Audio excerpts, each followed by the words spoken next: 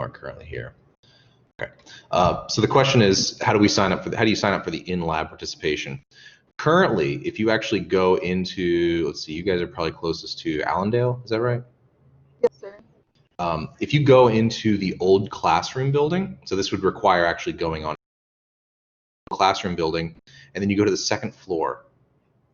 Halfway down the hallway, the OCB, halfway down the hallway, there is a room that has a sign-up sheet posted to that door.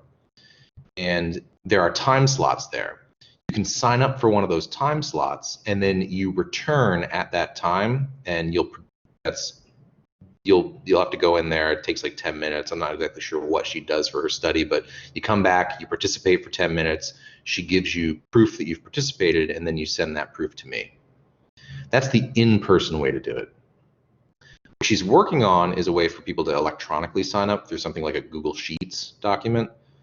That is forthcoming, but in the meantime, if you want to get it out of the way, you can actually go in there in person and sign up. Thank you. Yeah, of course. Yeah.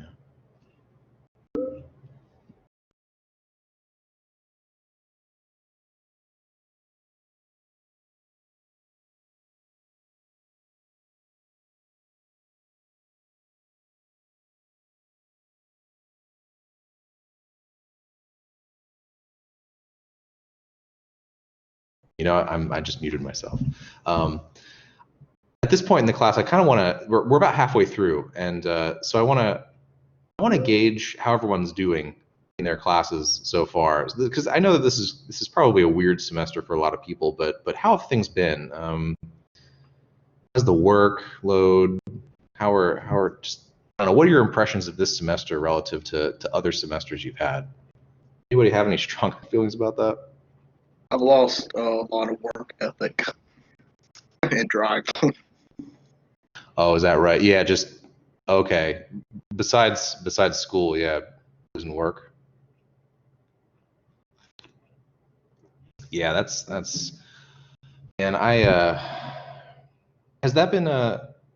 Sorry, you kind of cut out there. Was that you lost work, or just that you lost schoolwork? Well, I was out of work for like 3 months, but now I'm back. But my hours are still kind of short. Okay, well, that's good. I mean, that's better than nothing. But yeah, no, there's. I hope that I imagine that's kind of tough for I don't know. It's never easy. I find that schoolwork is one of those things that, of all things, you need to feel kind of safe and comfortable and like the world is stable to really focus on schoolwork. When that is not true, it's like the sitting down and just having a relaxed conversation or studying just does not work as well. I don't know if anyone's experienced that. I feel for you though.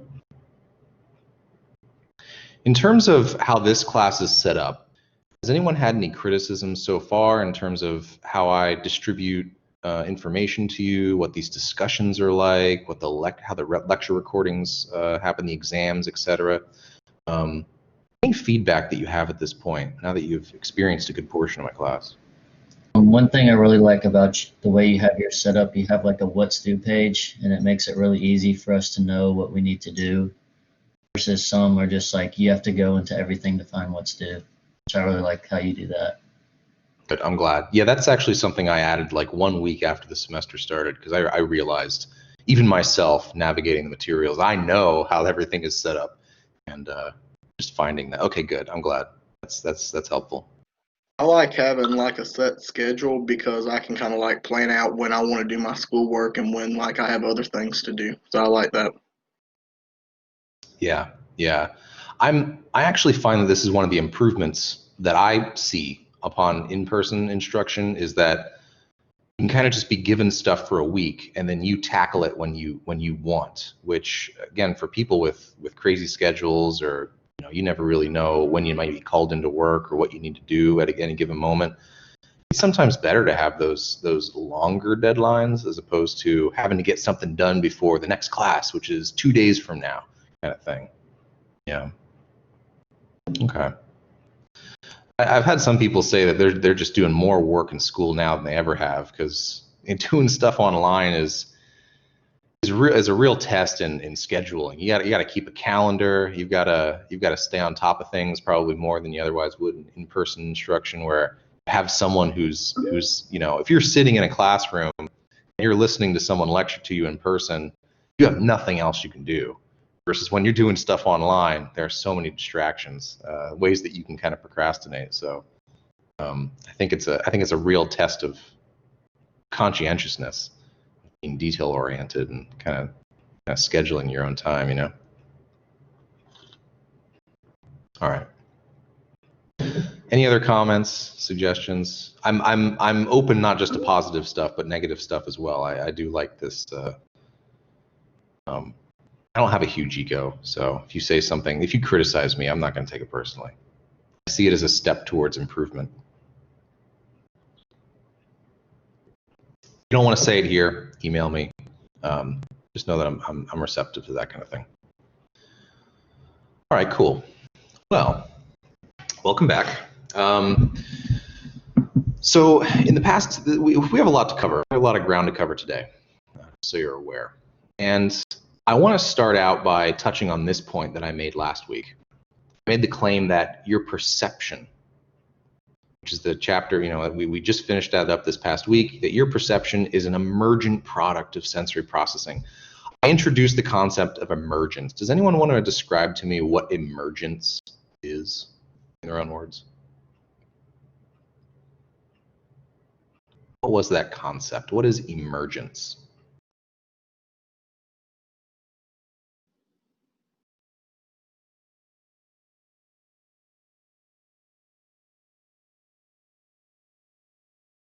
You don't have to get it perfect. I know it's tough. It's kind of it's a headier term. Is it like when you have to like work as a group to try to accomplish something? Yes, it's very similar to that. Yeah. Anyone want to build on that? So it does have to do with individual parts coming together.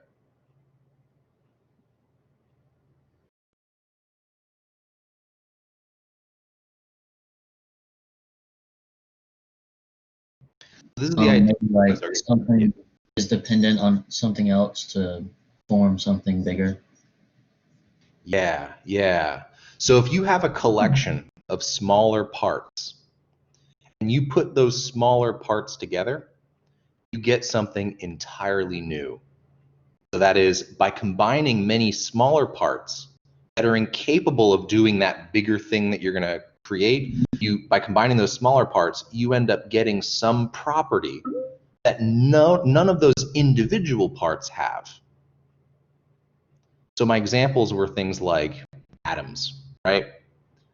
A hydrogen atom and an oxygen atom. Neither of those types of atoms have the property of water. When you put hydrogen and oxygen together in the right combination, you get something entirely new. You get water. Or if you string a bunch of people together, individually, people cannot create the internet. But if you add enough people together and you put them in a lab, or you kind of have them work on the right technologies, you can then create the internet. Or if you put enough engineers together on the same team, you can create a building that no individual could have built themselves. So each of those are emergent properties. A building is the emergent property of putting a bunch of engineers together.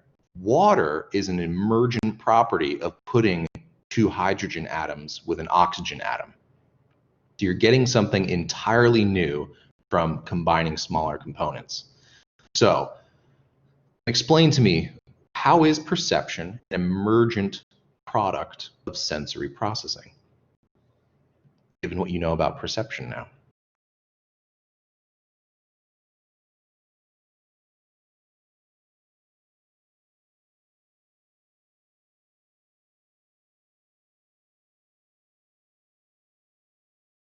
So what is perception? How would you define perception?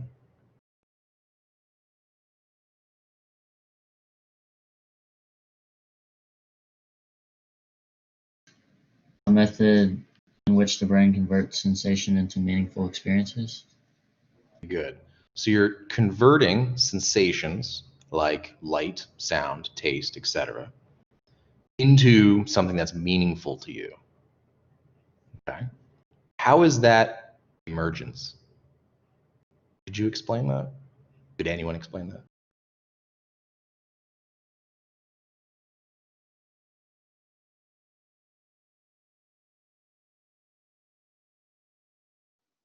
Can you repeat that one more time, please? So if perception is your ability to interpret sensation into a meaningful experience, how is perception an emergent product? How is perception an example of emergence?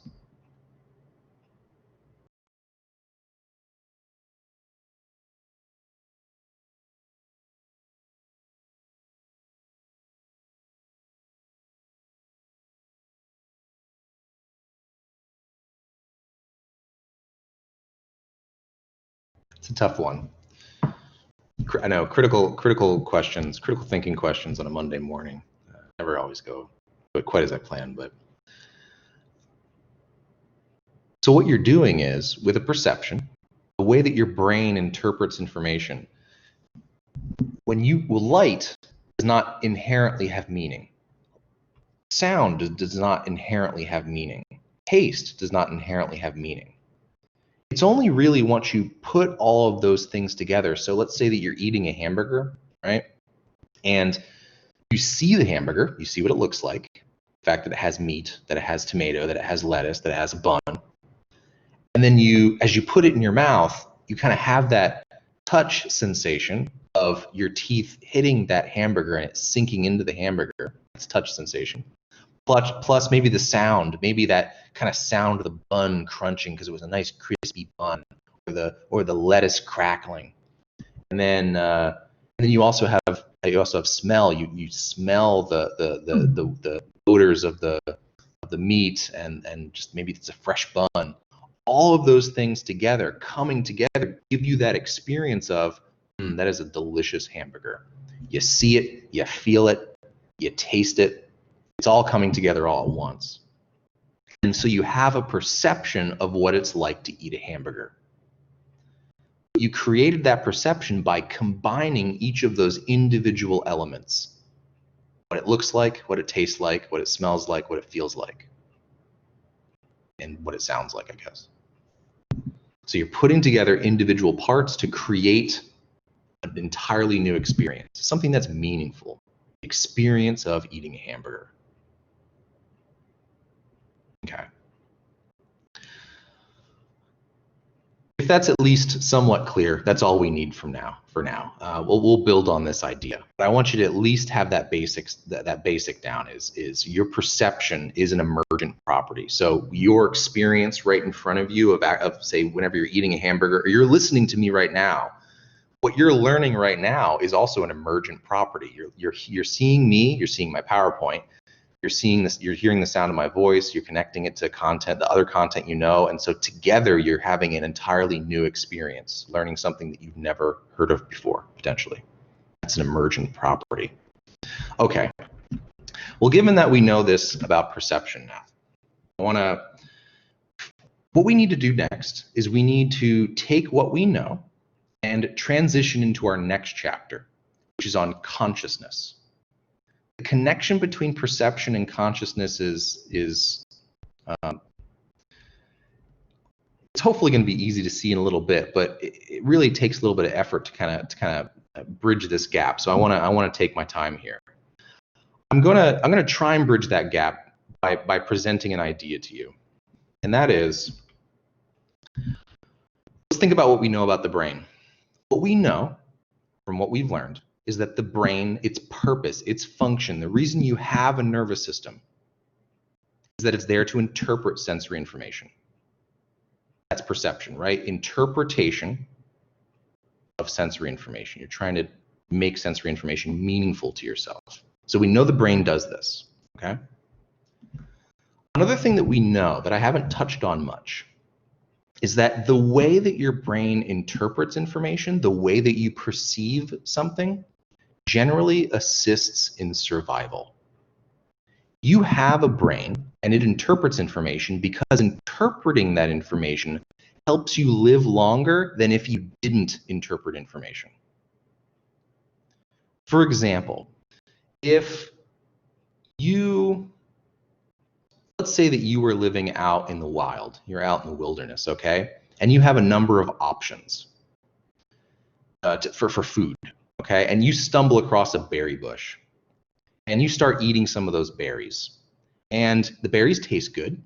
They look good because they're colorful. But then you have another bit of information that you get from it. After you eat them, it gives you terrible diarrhea and you end up vomiting a lot. So what you're going to do is you're going to have the perception that, these berries look good, they taste good, but they're actually not that good for me, so I should stay away from them. Because you've had this perception of, oh, those are the poisonous berries, now in the future, you'll avoid those berries. So having the perception of, these are poisonous berries is going to assist in your survival. It's going to keep you alive longer than if you just kept eating poisonous berries. Okay, so the way that your brain interprets information assists in survival. And this is the key part. The way that you interpret information may help you to survive, but it doesn't mean that that interpretation has to be accurate. So that is, there are situations where you can perceive something to be a certain way, and that actually helps you, but your perception of it does not match reality. So how your brain interprets information need not match reality as long as it enhances your survival. Okay. Hopefully I have you all up to this point. So your brain interprets information. How you interpret it is going to help you survive. Just because it's helping you survive does not mean that it's accurate or that it actually matches reality. If any of you are kind of interested in reading deeply into this idea that our perception will help us, but it doesn't have to match reality, I'll turn you to these two articles right here. Here's the first one. If you're interested in reading this more deeply, I recommend taking a screenshot or looking back at the recording, which I always post onto Blackboard. But the idea of this article right here is it does a very good job of summarizing exactly how your nervous system assists in your survival. It talks about a lot of what we've already talked about, the sympathetic nervous system, that fight or flight response, how you use sensory information to predict things about the world around you and therefore create perceptions. So how your nervous system helps to keep you alive. This helps to support my argument that your nervous system is there to help you, to assist in your survival. This article right here, which I also suggest you screenshot and take a look at a little bit later, you can always find these, you can Google these titles and you'll find these articles. Published in the Journal of Theoretical Biology, again, elaborates on this idea that your perception of the world does not actually need to match reality. So veridical perceptions are those that do match reality. So for example,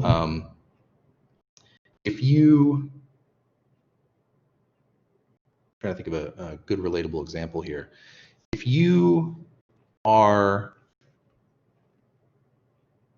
walking out in the wilderness again, and your perception is that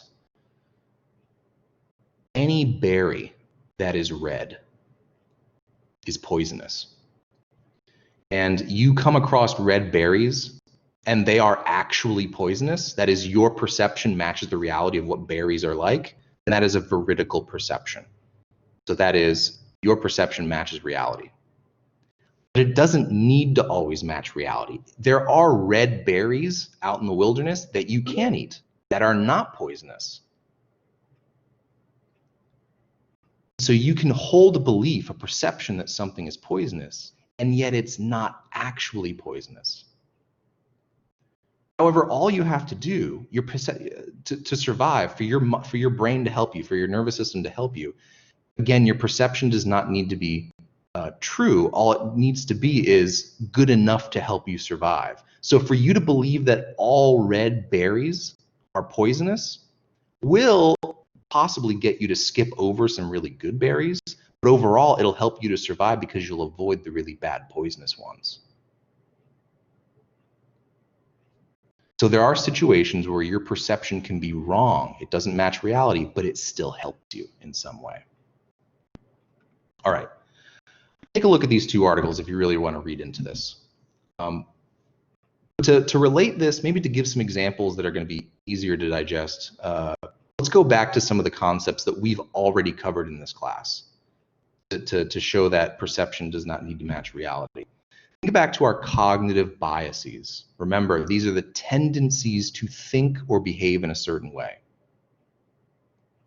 I went over authority bias, which is believing that it's the bias that's the tendency to believe that authorities are right. If an authority says something, they're probably right about it. Well, this is an example where your perception does not need to match reality. What an authority says is true may not actually match what is, sorry, what authority says is true may not actually match what is true. So your coach, your basketball coach, your soccer coach could give you advice, and you are likely to believe their advice. But that doesn't mean that their advice actually matches reality. They might tell you, oh, you know what, there are no, you want to go into psychology, there are no jobs in psychology. You're never going to make it in psychology. Don't bother with that stuff. So you may have the perception that, oh man, I can't pursue psychology because there are no jobs out there for that kind of thing. When in reality, there are jobs out there. You just got to find them. So your perception may not match reality. However, if we think about why you have, sorry, I froze a little bit. If you think about why you have the authority bias, on average, listening to an authority was a really, really good idea. On average, authorities do have good information. You should listen to them. So you're likely to believe them because on average, it was helpful to you. Again, the advice that they give you in any given moment could actually be false. So your perception does not necessarily match reality. Same with confirmation bias. Remember that confirmation bias is the tendency to focus on information that already agrees with what you believe. So that is, if, for example, you believe that Joe Biden is the best pick for president, or you already believe that Donald Trump is the best pick for president, you are likely to seek out sources to pay attention to news that supports that belief. If you believe that Biden should be president, you're likely to listen to news articles that support your belief. Or if you believe that Trump should be president, you're likely to listen to articles that already support your belief. Now again, believing that one candidate or the other is better is a perception, and that perception may match reality. It could be that one candidate is better than the other. But it's also possible that your perception of who is best actually does not match reality of who would be best. So again, another situation where you can have a tendency to perceive something a certain way, but it may or may not match reality. I want to relate this also to the section in recorded lectures for this past week on misperceptions, illusions, hallucinations. These are cases where, again, your perception does not match reality. When you hallucinate something, you're seeing something that's not actually there. Or within the case of an illusion, you're seeing something, there's something there, but you're misperceiving it. You're seeing it in a way that does not match reality. Well, another type of this, which I don't go over here, but we'll go over when we get to mental illnesses, is something called having a delusion. A delusion is believing that something is real when it's actually not. So, for example, people have delusions of what are called reference. That is, you used to see this a lot in you still see it to some degree in older populations, where someone, a very old person, they're in their 80s, they're in their 90s, and so they sit down, they watch the TV, And especially if they're older and they may be experiencing some amount of dementia where they maybe, they have a hard time kind of paying attention to certain things, remembering certain things, they can actually experience this sensation, this perception that the person that is on TV is actually talking to them.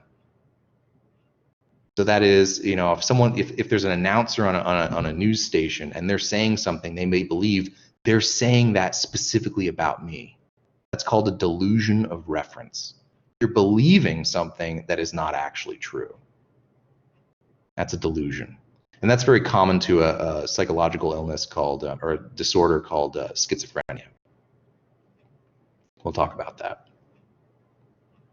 These are all examples of how your perception does not always need to match reality. What you perceive, what you see, is not necessarily how something actually is. Okay, I've talked your ear off.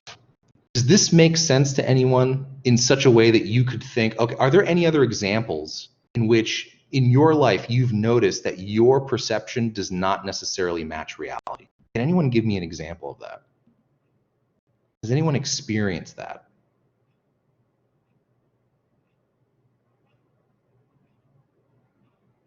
An experience where your perception of something, maybe later you found out, oh, my perception of that was wrong.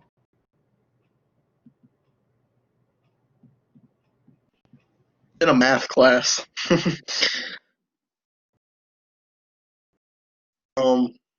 So in high school, long division, I never knew how to do it up until maybe an hour before I took the test. So the whole time I had been doing it wrong.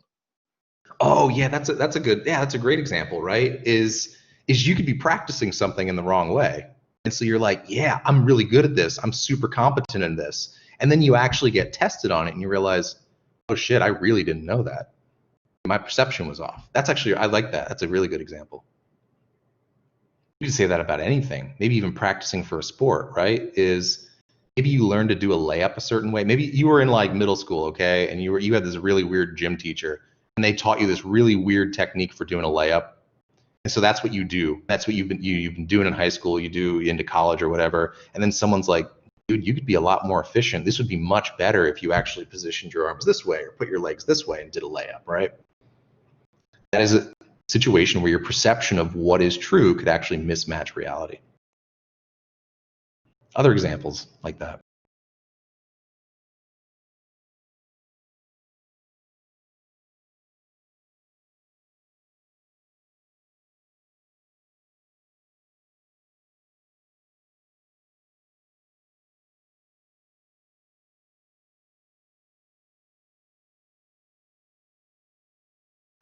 Are there any beliefs that you've held in the past that you felt extremely, this is true, this is absolutely true, and then as time has gone on, your attitude has changed where you're like, you know what, maybe that belief isn't true?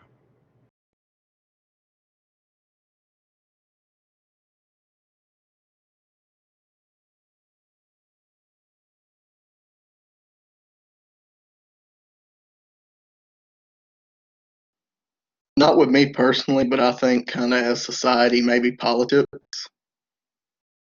How so? Yeah. What do you mean? So one person may think that they're Democratic and then listen to a debate and then decide that maybe they're more Republican than Democratic, or vice versa. Okay, true. Yeah, you could have a perception of kind of what you, yeah, I guess that's kind of like your perception of how you think a country should be governed or how you think law should be put into place, what those laws should be like. When you think you're a certain way, then yeah, you listen to a debate or you listen to other situations. Yeah, you listen. I don't know. You listen to a podcast, right, where they're talking about something, and then you realize, actually, you know what? What I believe is actually more independent than Democratic or Republican or et cetera, et cetera. Yeah. That's interesting. I like that one. Mm-hmm. Adriana, is that a accidental hand raise or? Can you hear me? Yes, I hear you now. Okay. I think that a lot of people, because based off what I think it was Ryan who said it, I think that in politics, there's a lot of people who think that mostly Republicans, like they have a perception of Republicans being racist for who they vote for. In reality, we actually don't know how they actually are. Just because they vote for a candidate, we don't know in reality if they're racist or not. True, and that kind of relates to a larger idea of stereotypes, right? Stereotypes are a very popular type of delusion where you believe, a stereotype is when you believe that all people of a certain identity or a certain label share the same characteristics, right? So assuming that if you are voting for a certain person or you belong to a certain demographic, right? You belong to a certain ethnicity group, that everyone of that group believes the same thing. That actually is a type of delusion. Now the funny thing is, when it comes to stereotypes, this is kind of a dirty little secret, but many stereotypes actually do have a grain of truth to them. That is, there can be certain characteristics of a group that tend to be true. The problem is when you start to make assumptions about individuals based on, say, a group trend. That's when stereotypes become problematic. Is when you say, let's say that, so for example, we know that there are average group differences between men and women on certain psychological traits.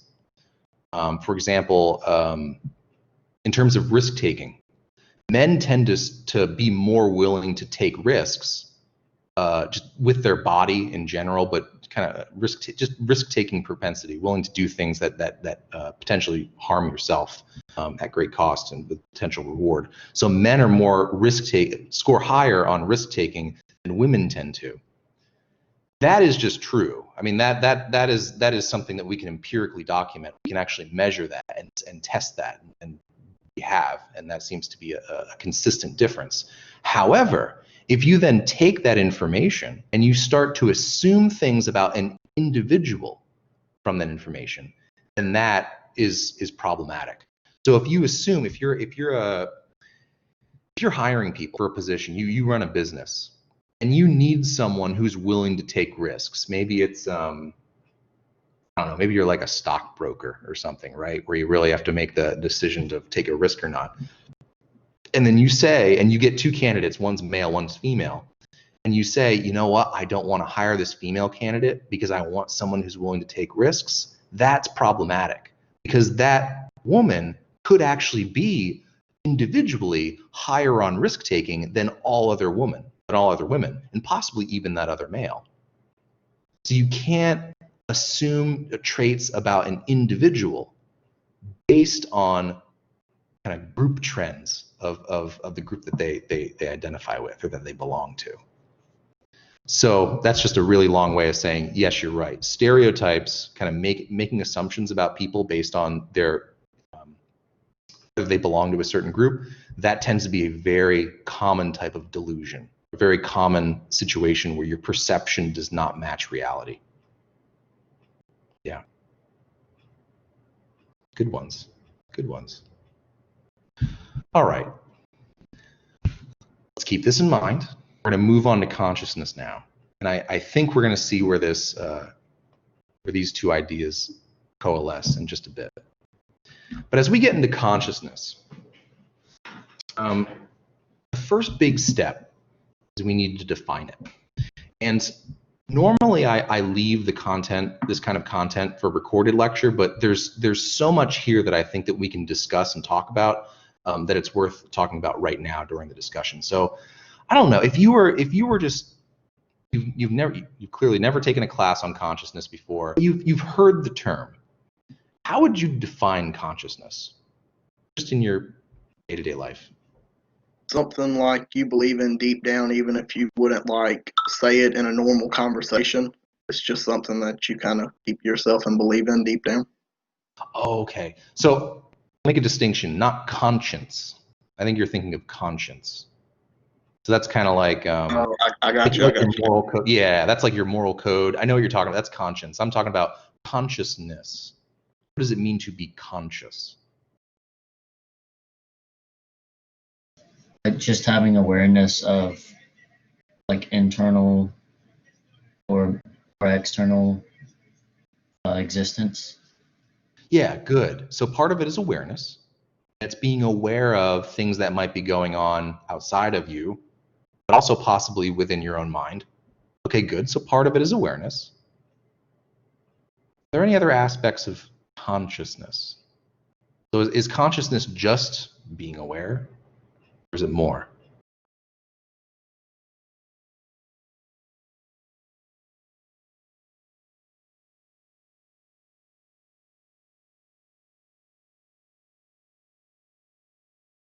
Here, I've got some questions to help out with this. Do non-human animals have consciousness? Does your dog have consciousness?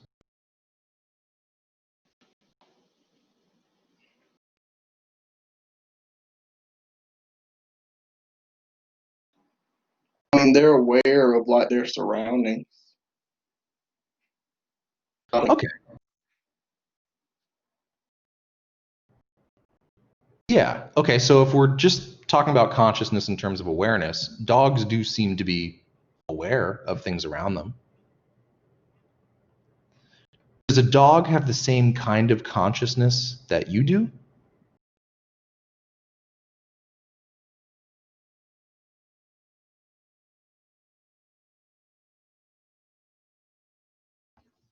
I feel like dogs don't, because I feel like we're aware of like what's going on, and I don't think dogs are actually like aware. How so? So not aware of what? What are they lacking? Like, oh shoot. We can like speak and like communicate what's going on, and they really can't. I don't know if I don't know. No, that comes across clearly. Does everyone agree with that? Can dogs not communicate?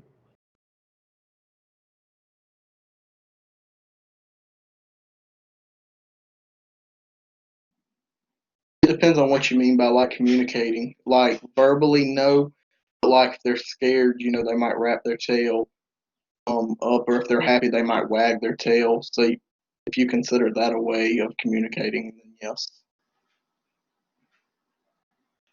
Okay, so yeah, clearly dogs are not using the same kind of spoken language as us.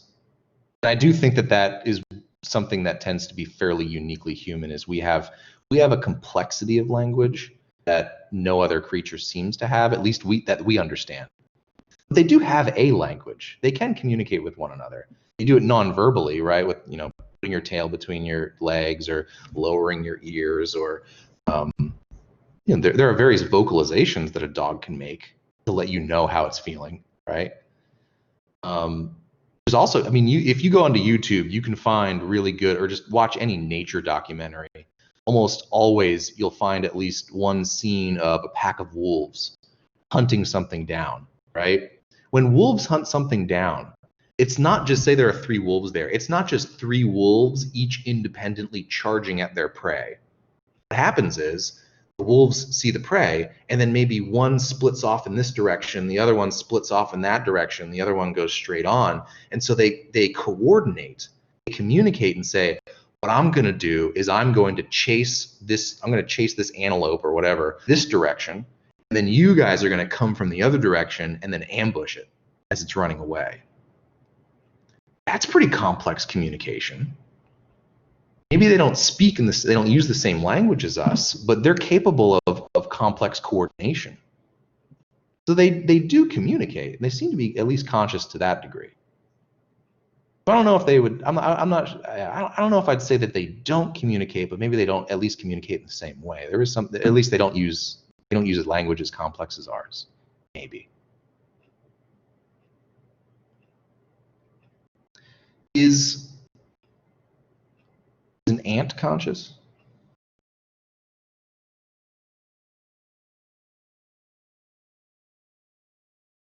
Or a ladybug? what's the cutoff for consciousness? Is there anything that's not conscious? Anything that's alive that's not conscious? Maybe like maybe like some fungi.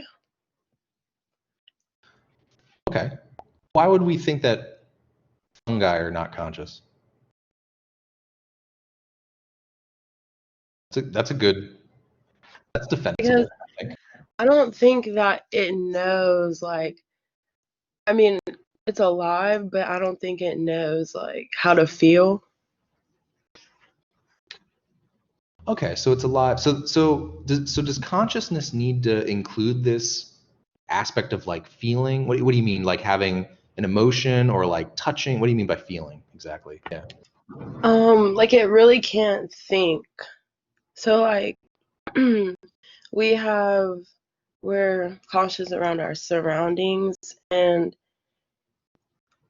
oh shit. You're good. Okay.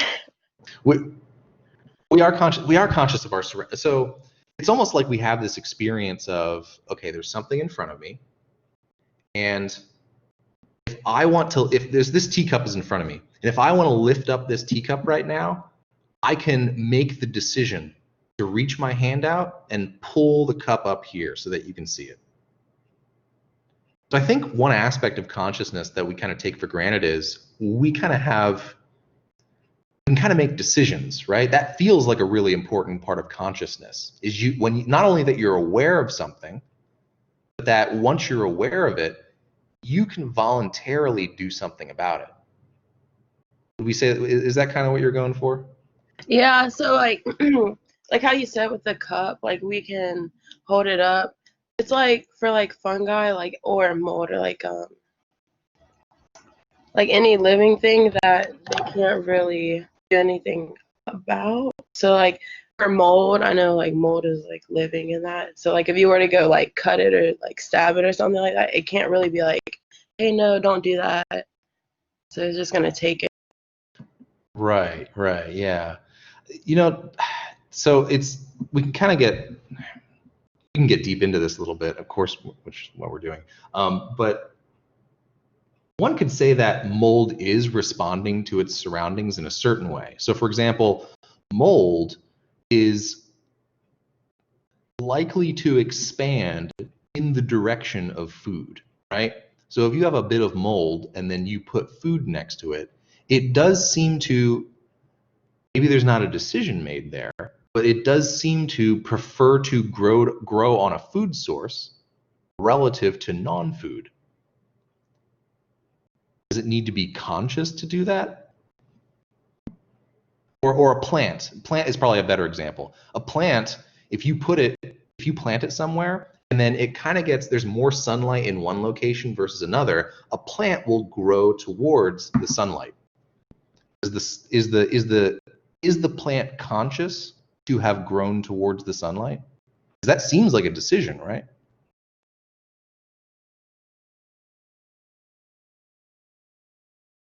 The decision to, I want to be in sunlight.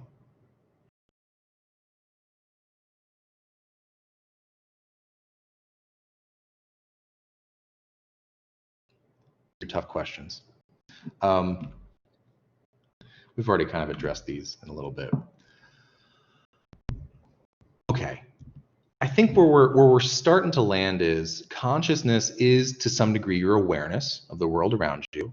And at least for us, at least for humans, there's this very real sense that at any given moment, there's kind of something in front of us. We see it, we hear it. If I wave my hand here, I am conscious to the degree that I can see that hand and I kind of react to it. And then I can make a decision about it. So if we're defining consciousness that way, how might we define consciousness using the terms that we've learned so far in this class? Could we use sensation and perception, associative learning, selective attention, neural networks and memories, stuff like that to help us define consciousness? So like your perception of something might affect it because if you're looking for that thing and you have a bad connection to it, then you might react differently than someone else. Yeah, I really like that. Yes, right. If you have a learned association with, I don't know, be a good example of that. If you have a learned association, let's say that you were chased down by a pack of dogs when you were young, and now every time you see a dog, you kind of have this, oh no, is it going to chase me kind of reaction? Yeah, that affects your consciousness, right? So your learned association is going to change how you perceive dogs based on that stored memory, and therefore your conscious experience of dogs is going to be different from other people's. I like that. Other ways that we can use these concepts to understand consciousness. Or other examples where we can kind of plug in terminology to understand it.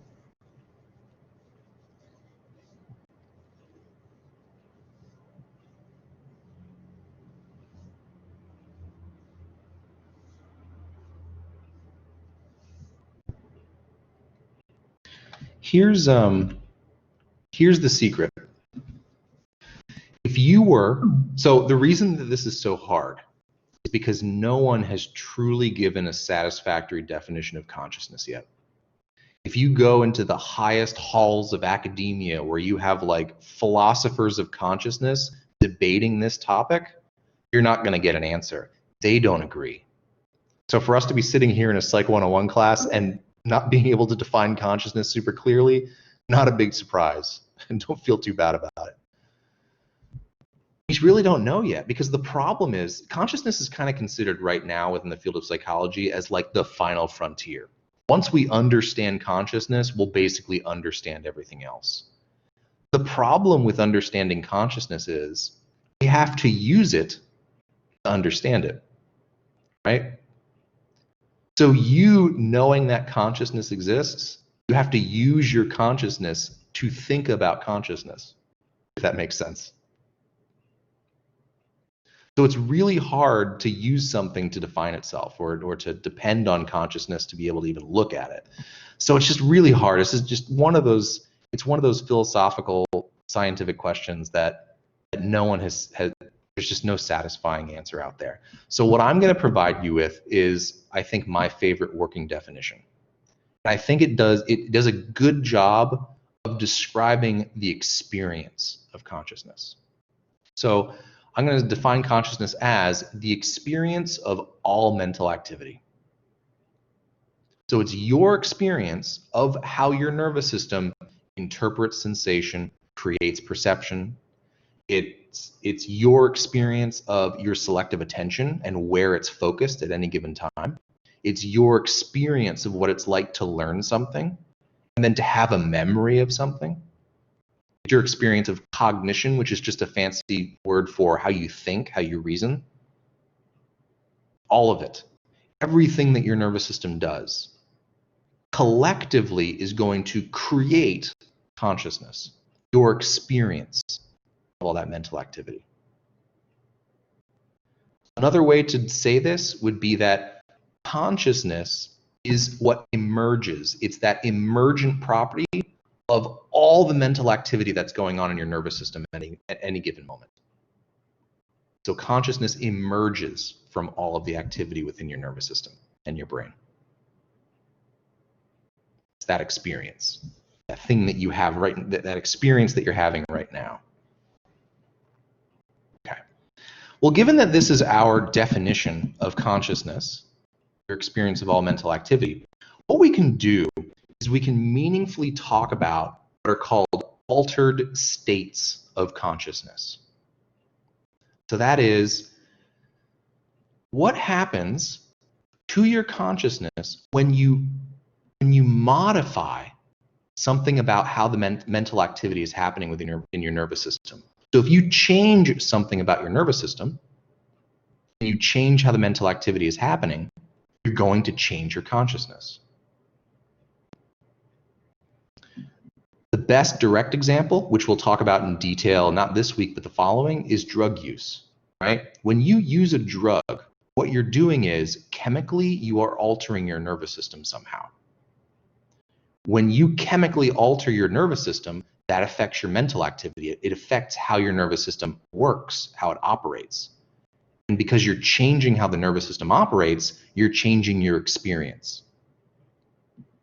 When you take painkillers, what you're doing is you're altering how your pain receptors respond to painful stimuli.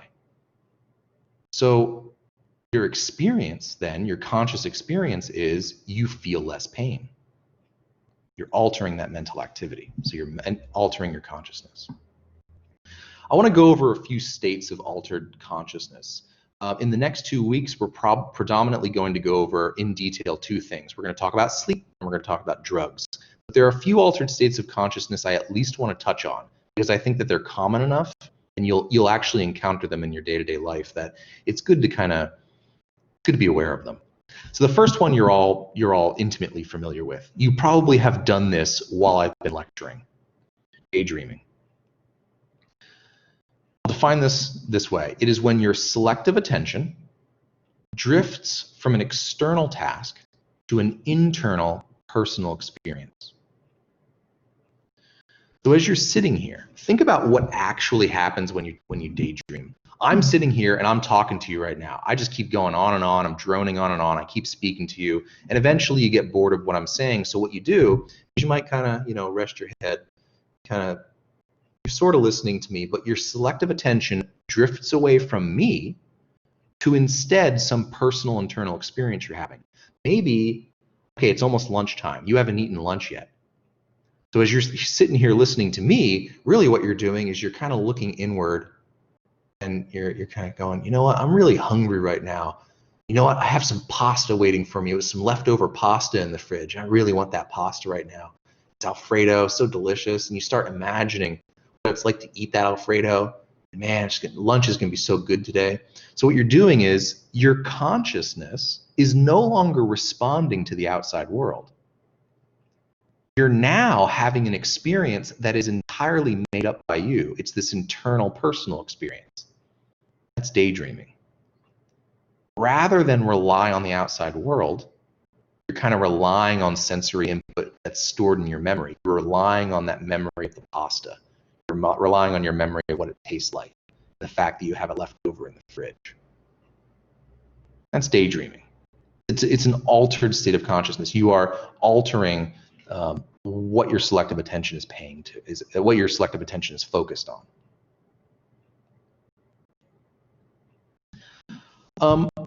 Okay, I'm gonna put a question out here real quick. I apologize for the language of this question in case anyone finds it offensive, but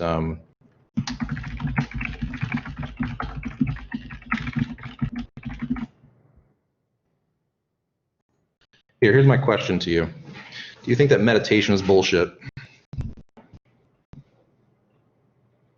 There's just nothing redeeming, like you don't think that meditation is real? Not a thing that, maybe people can have some kind of experience that is meditation, but you're just tricking yourself. Okay. So far, pretty even split. A few more no's than yeses.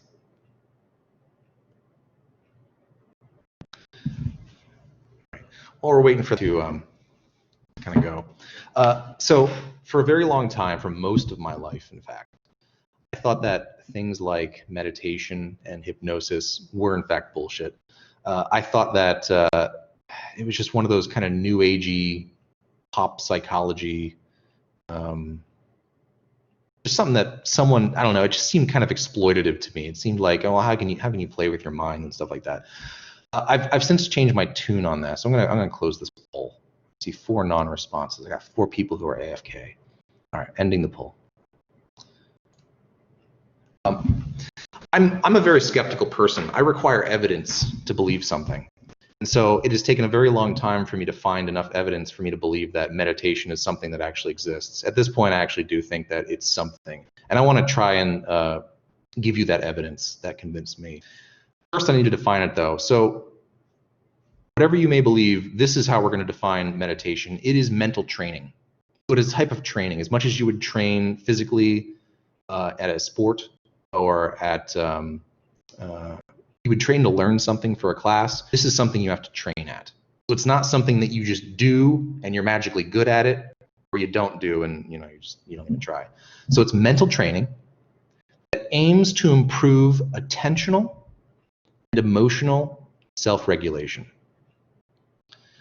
So the idea is this: at any given moment, our attention may not be under our direct control. You may not be voluntarily in control of what you're paying attention to. Throughout your day-to-day life, this happens a lot. You get distracted by a thought that you have. You get distracted by sounds around you. You get distracted by your cat running across your desk. You get distracted by someone sending a text, or you get a notification on your phone that someone commented on a post that you made. So you have all these things that are competing for your attention, and they can actually grab your attention and pull it away from you. So what meditation is supposed to do is it's supposed to make you better at voluntarily paying attention to what you want to pay attention to. So if there's something that you must pay attention to, how good are you at avoiding those distractions and actually paying attention to it? How does this work? We're going to do a little exercise. And it's going to require, very stereotypically, focusing on your breath. And it's going to require us sitting in a video chat for 5 minutes in silence. So don't be freaked out by that. I'll be doing it too. Here's what I want you to do. When I tell you to go, what I'm going to ask you to do is to exclusively think about your breath for 5 minutes straight. Only your breath. So you can do this kind of now. If you inhale, there's this sensation of air going inside of you. And as you exhale, air is coming back out. I want you to exclusively only concentrate on air going in and air going out for 5 minutes straight. Now, while you're doing that, you have a task. I want you to either get out a piece of paper, a pencil or pen, or open up some blank Word document or a notepad or something.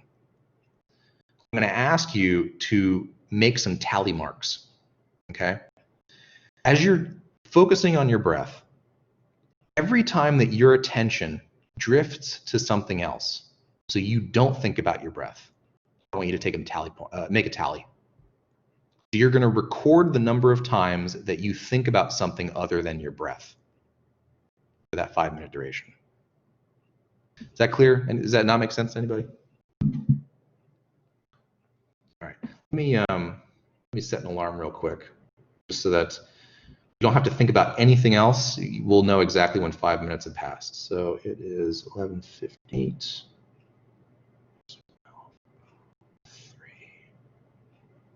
All right. Okay. All right.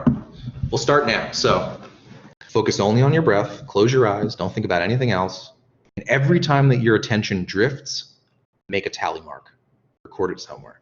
All right. Here we go. See you in 5 minutes.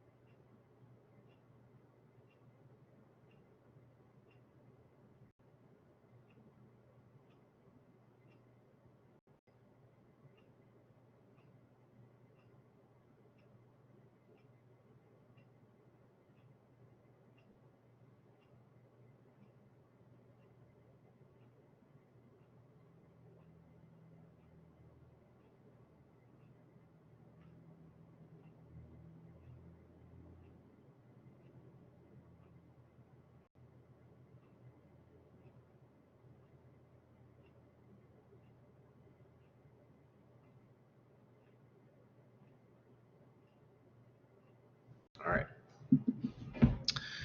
All right. What I'd like you to do is in the chat, please write down how many tally marks you have. How many times did your attention drift away? Just share this. If I had 6, 17.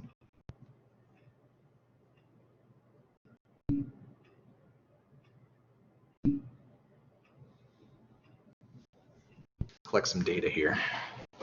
Do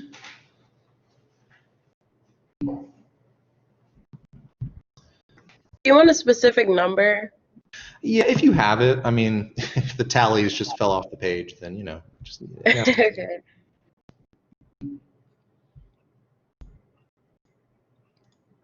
Okay.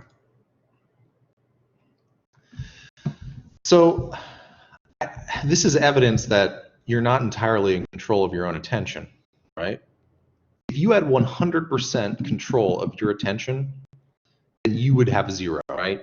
If your intention is pay attention only to your breath, you have 0. Our attention drifts. The idea is when you do things like this, where you sit still and you focus on one thing and one thing only, what you're doing is you're training yourself to do that. So the more that you do things like this, if you take every day, for example, if every day for 5 minutes you just focus on your breath and you record data, you'll see that you'll probably have fewer tally marks as you practice this more. It's training.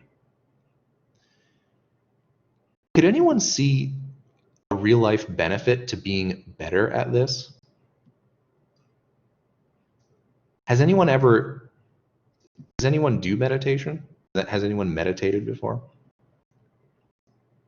Or has practiced doing this? Yeah.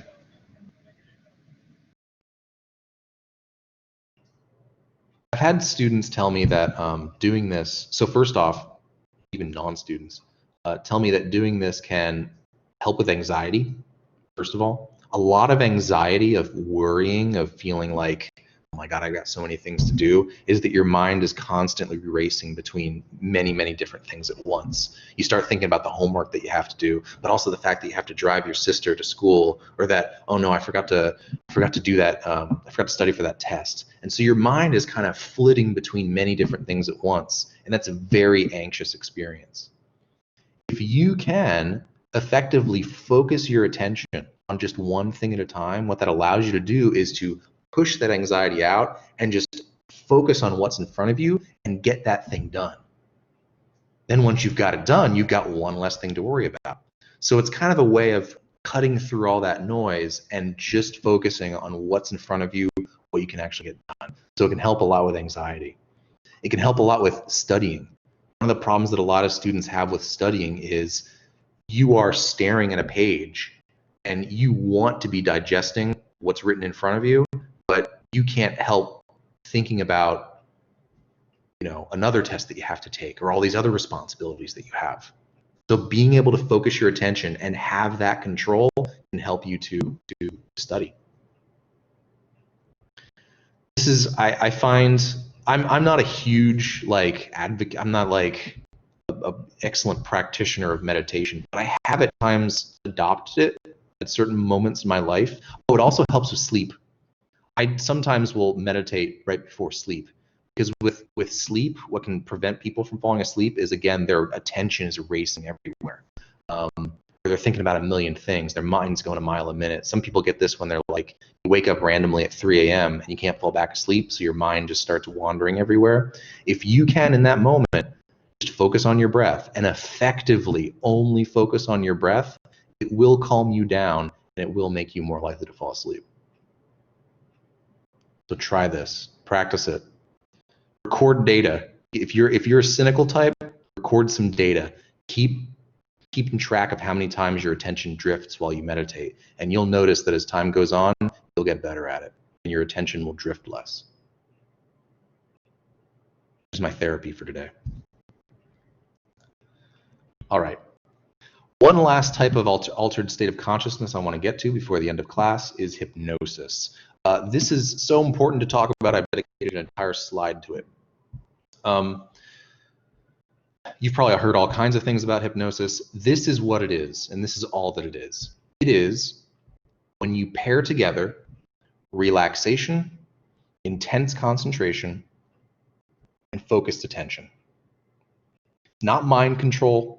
It's not that someone loses their ability to make decisions for themselves. You can't control people with hypnosis. All that hypnosis is you're really relaxed, you're kind of intensely concentrating on something, and therefore you have a really like razor sharp focused attention on it.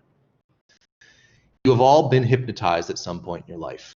If you've ever had an engrossing conversation, you're sitting down with a friend and you start talking about something that you just absolutely love to talk about, and the time passes. 2 hours go by, 3 hours go by, and you're like, where the hell did the time go? That is hypnosis. Because you were relaxed, you were intensely concentrated on something, and you really tuned out everything else. Or a really good online article. If you're browsing you're on Twitter or something, and you see an article that is just really cool, and you wanna read it, or maybe a video you wanna watch. Videos are kind of a cheap, easy way of being hypnotized. But if you get engrossed in a really good online article, and hours go by, and oh my God, I've read this whole like 100-page manifest. That is hypnosis. Or an interesting lecture. If you've ever been hanging on my words or any other professor's words, you've been hypnotized. I probably hypnotized you. I hope I've hypnotized you at least once this year so far. That's all it is. Relaxation, intense concentration, and focused attention. Now, it does have clinical benefits. And if I had to summarize those clinical benefits, I would say this: if you ever need someone to relax and to focus, hypnosis can be very helpful. With a lot of people who go into therapy, especially if they're there for an anxiety disorder or a depressive disorder, again, a lot of anxiety can come down to your mind is focusing on many different things at once. So to do hypnosis, there are many ways that you can induce hypnosis. To induce hypnosis in a patient, in a patient or in a client, can get them to calm down at least long enough for other types of therapy to do the heavy lifting. I will say this though, it's not mind control. So you've probably seen hypnosis in things like the Jungle Book here, where Ka hypnotizes, I forget what that little boy's name is, hypnotizes, where they're just like spaced out, loses control of himself, can't move. That's not hypnosis. If someone does not want to be hypnotized, if someone does not want other people to give them suggestions, they can break free of that. There's not even anything really to break free of. You won't be hypnotized if you don't want to be hypnotized. What hypnosis will help you do is often be more willing to do things that you are already willing to do.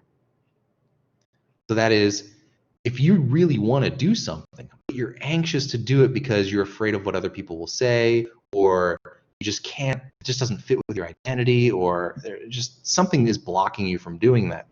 Being relaxed and being concentrated through hypnosis can help you to do those things. So it is not mind control. What it does is it usually helps people be more suggestible.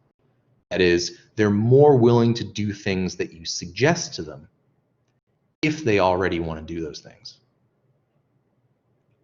If you've ever seen a stage hypnotist, usually they bring a bunch of people on stage and they start, going through this thing of like, they give them a scenario and they speak very calmly to them. They tell them, relax your legs, relax your upper torso, all that stuff.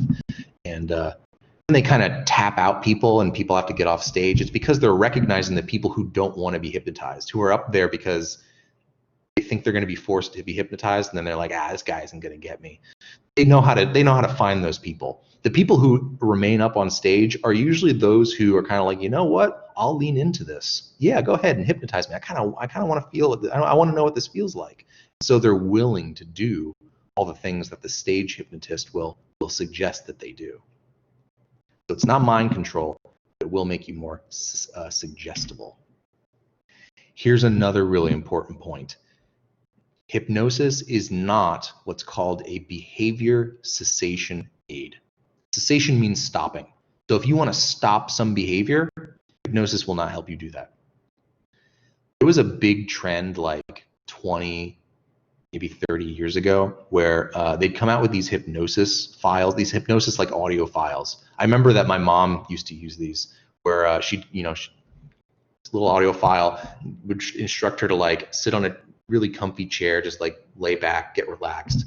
And what you listen to the audio file, and what the audio file does is it's like, okay, relax your body, start with your toes. Your toes are very relaxed, they're comfortable, you're losing all muscle tension in your toes.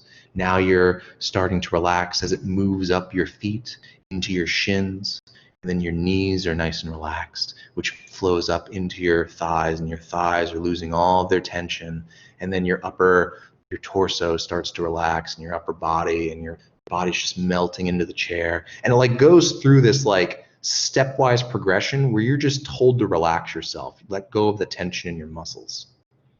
Then when you're really relaxed, it feels really nice because you're pretty much doing something that someone's telling you to do. Then it'll start saying like things like, okay, now you're going to lose all of your desire to smoke. Next time you think of a cigarette, you're going to think that that cigarette is disgusting. It's not good for you. So the idea is that it's implanting some kind of thought into your head, and then it'll be like, when you wake up, you're going to have absolutely no desire to smoke. And so you come up out of hypnosis, you wake up, and then the first experience most people have is, oh, wow, you know what? I don't feel like smoking right now. I'm so relaxed. I'm so happy. Well, it makes a lot of sense because you basically just took a nap and you relaxed all your muscles. You took all that tension out. You're probably not anxious about what you were anxious about before. You've relaxed your mind. And so a lot of people go, you know what? Hypnosis works because I don't feel like having a cigarette right now. If you follow people across time, you do like a longitudinal study, as it's called, where you then see how likely people are to smoke a year later or 6 months from then. And you compare people who have listened to that hypnosis versus not listened to that hypnosis, there's no difference between them. People who start listening to hypnosis to quit smoking, they're just as likely to be smoking a year from then as people who didn't listen to hypnosis. So there is no evidence that hypnosis is a behavior cessation aid. It doesn't help you with that. So is it relaxation? Is it intense concentration? Can you be hypnotized? Yes. Is it magical like mind control or behavior cessation? No, it is not. All right. I realize we're almost out of time, so I just want to set you up for this week. We're going to, this week, go over sleep, and talking about how your perception changes while you're sleepy or asleep, how your consciousness is altered. And then next week, we'll go over psychoactive drugs. My point in going over drugs, I think I may have mentioned this last week, my point in going over drugs is not for this to be a DARE program. I'm not going to say whether there are certain drugs you should or should not do. I'm going to describe what drugs do to your body, which drugs do which kinds of things to your body, and then you, for the rest of your life, are going to have to make the informed decision of whether to try a drug or not, and that will be your responsibility. But I want you to be educated about making that decision. Okay? All right. Questions as we go into next week?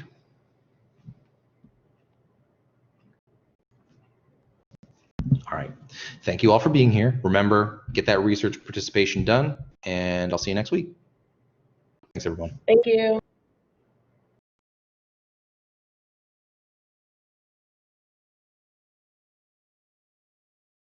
For the the research participation, when we have to go to that building, are we allowed to do that yet?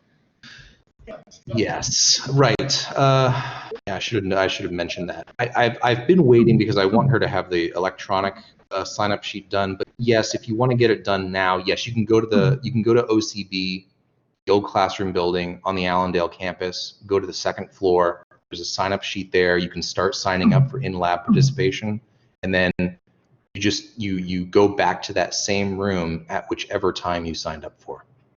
You can do that now. Okay, thank you.